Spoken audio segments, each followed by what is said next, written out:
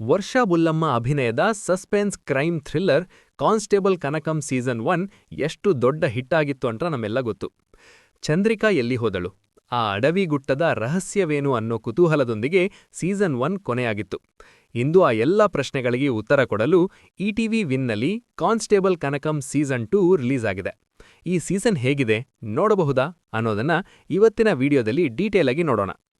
ಕಥೆಯ ವಿಷಯಕ್ಕೆ ಬಂದರೆ, ಮೊದಲ ಸೀಸನ್ ಎಲ್ಲಿ ನಿಂತಿತ್ತೋ ಅಲ್ಲಿಂದಲೇ ಕಥೆ ಶುರುವಾಗುತ್ತೆ.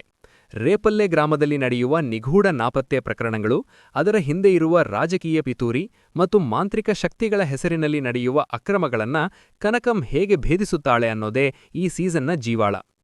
ಈ ಬಾರಿ ಕನಕಂಗೆ ಹೆಡ್ ಕಾನ್ಸ್ಟೇಬಲ್ ಸಾಂಬಶಿವರಾವ್ ಸಾಥ್ ನೀಡುತ್ತಾರೆ. ಚಂದ್ರಿಕಾ ಸಿಗುತ್ತಾಳಾ? ಆ ಕಾಡಿನ ಹಿಂದೆ ಇರುವ ಕರಾಳ ಸತ್ಯವೇನು? 25 ನಿಮಿಷದ 4 ಎಪಿಸೋಡ್ ನೋಡಿ ತಿಳಿಯಬೇಕು.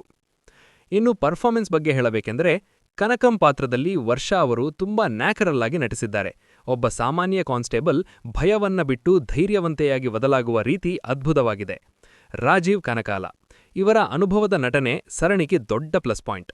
ಸುರೇಶ್ ಬೊಬ್ಬಿಲಿ ಅವರ ಬ್ಯಾಕ್ಗ್ರೌಂಡ್ ಮ್ಯೂಸಿಕ್ ಪ್ರತಿ ದೃಶ್ಯಕ್ಕೂ ಜೀವ ತುಂಬಿದೆ.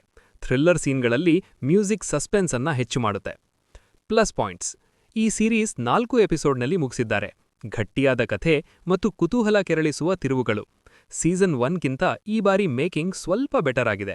ಕ್ಲೈಮ್ಯಾಕ್ಸ್ ಟ್ವಿಸ್ಟ್ ನಿರೀಕ್ಷೆಗೂ ಮೀರಿ ಇದೆ. ಮೈನಸ್ ಪಾಯಿಂಟ್ಸ್: ಕೆಲವು ಕಡೆ ಚಿತ್ರಕಥೆ ಸ್ವಲ್ಪ ನಿಧಾನ ಅನಿಸಬಹುದು. ಇನ್ವೆಸ್ಟಿಗೇಷನ್ ಇನ್ನಷ್ಟು ಡೀಟೇಲ್ ಆಗಿರಬಹುದಿತ್ತು. ಕೊನೆಯದಾಗಿ ಹೇಳಬೇಕೆಂದರೆ, ನೀವು ಕ್ರೈಮ್ ಥ್ರಿಲ್ಲರ್ ಮತ್ತು ಸಸ್ಪೆನ್ಸ್ ಸರಣಿಗಳ ಅಭಿಮಾನಿಯಾಗಿದ್ದರೆ ಖಂಡಿತ ಕಾನ್ಸ್ಟೇಬಲ್ ಕನಕಂ ಸೀಸನ್ 2 ಮಿಸ್ ಮಾಡಬೇಡಿ. ಇದು ಇಟಿವಿ ವಿನ್ನಲ್ಲಿ ಸ್ಟ್ರೀಮ್ ಆಗ್ತಿದೆ. ನೀವು ಆಲ್ರೆಡಿ ಸೀಸನ್ 2 ನೋಡಿದ್ರೆ ನಿಮಗೇನನಿಸಿತು ಅಂತ ಕಮೆಂಟ್ ಬಾಕ್ಸ್ನಲ್ಲಿ ತಿಳಿಸಿ. ವಿಡಿಯೋ ಇಷ್ಟವಾದರೆ ಲೈಕ್ ಮಾಡಿ, ಶೇರ್ ಮಾಡಿ ಮತ್ತು ನಮ್ಮ ಚಾನಲ್ಗೆ ಸಬ್ಸ್ಕ್ರೈಬ್ ಆಗೋದನ್ನ ಮರಿಬೇಡಿ. ಮುಂದಿನ ವಿಡಿಯೋದಲ್ಲಿ ಸಿಗೋಣ. ಧನ್ಯವಾದಗಳು.